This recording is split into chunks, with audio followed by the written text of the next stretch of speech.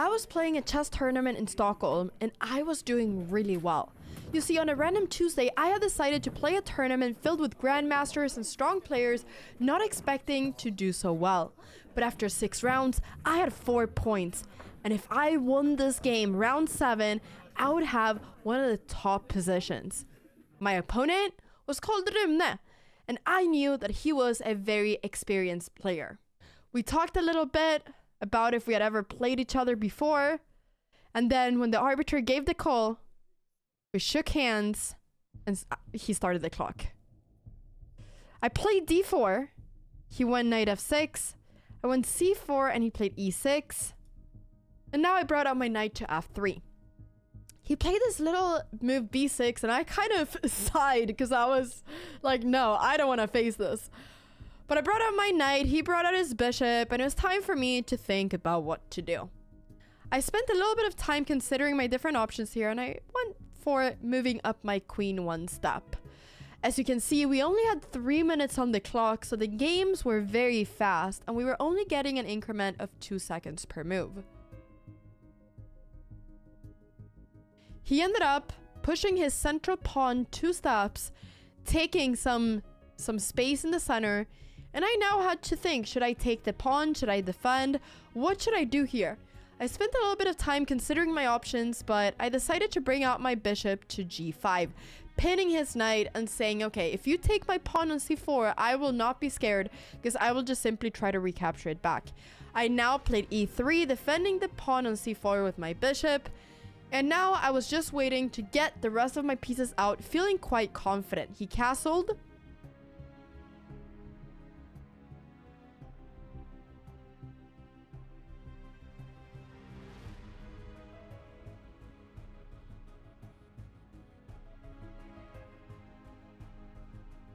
And I brought out my bishop to d3.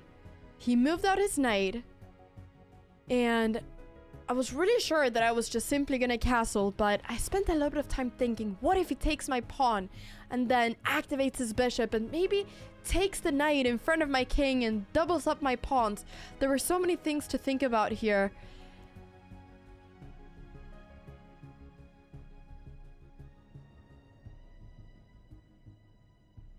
That I had to spend a little bit of time calculating, but I decided to castle nonetheless, and I thought, okay, if you get rid of your bishop pair, I will be happy, because typically they say in chess that a bishop pair is worth a lot, and he didn't even consider any of that. He just simply moved his rook to c8 pretty quickly.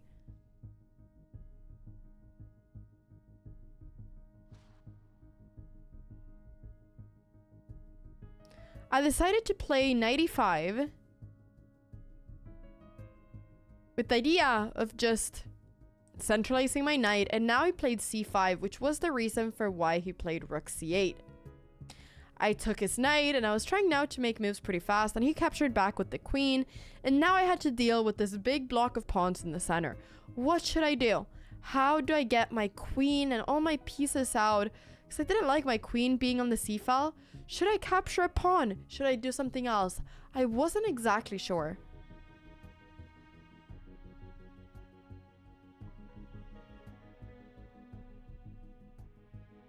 I was a little bit doubting what to do. But I ended up taking the knight on f6, and after this, I thought, okay, Anna, time now to think. The reason I did this was because I didn't like the fact that my bishop wasn't doing so much, and I didn't like the fact that this knight could become pretty strong at some point, maybe. I also wanted to take advantage of the fact that the queen was on the d file, and so I really calculated all the takes in the middle of the board.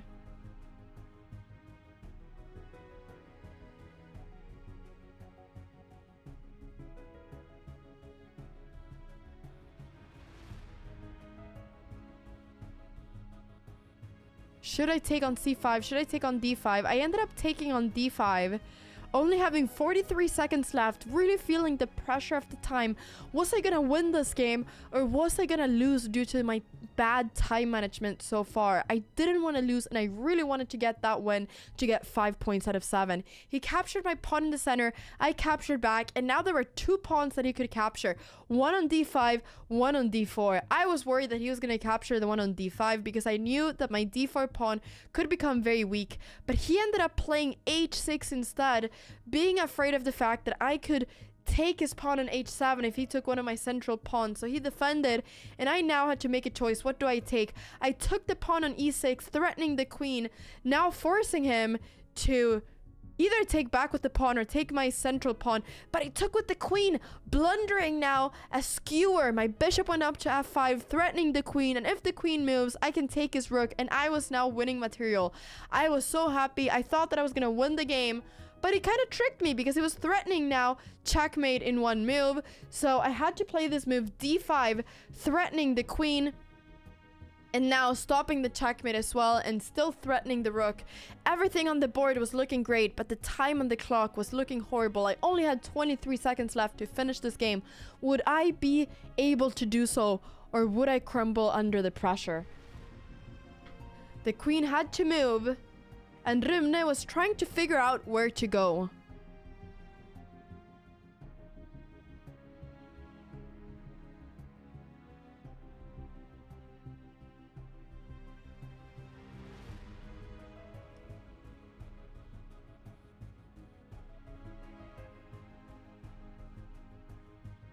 He really spent time thinking here,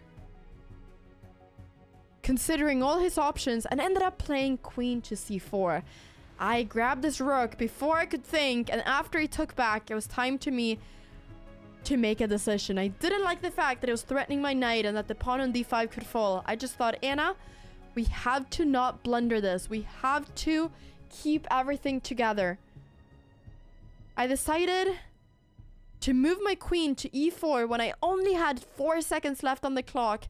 I thought if we trade queens, I'll have a winning endgame because it's a lot easier to play when I am an exchange up, when I have a rook instead of a bishop. The rook is worth more, especially in endgames. He moved back the queen. He did not want to trade queens, but I only had 3 seconds left. What should I do? I made a move with 2 seconds left. Rook d1.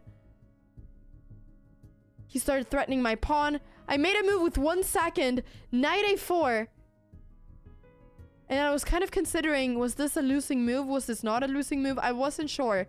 I was just so stressed. I had 3 seconds left. I had to move my queen. I went queen c4.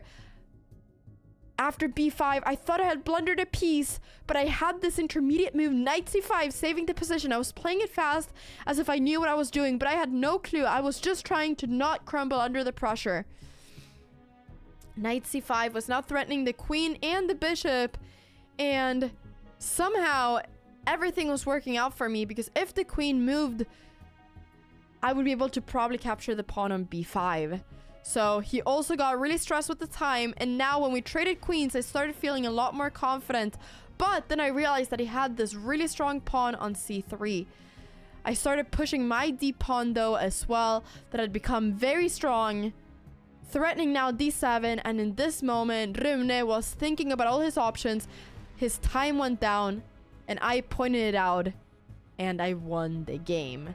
I did have a winning position there, but it was a really crazy game that had all kinds of ups and downs, and turns and twists, and we were talking a little bit about the game after, and he said that he wished we had more time because the position was so interesting. And I thought, Rune, that shows your love for chess. I hope that you enjoyed this video, and this was now an amazing win for me because I now had 5 points out of 7, which would lead me on to maybe being able to win this tournament. Let me know if you want to see a continuation and if you want to see how this went for me. I will see you all in my next video. Thank you so much for watching.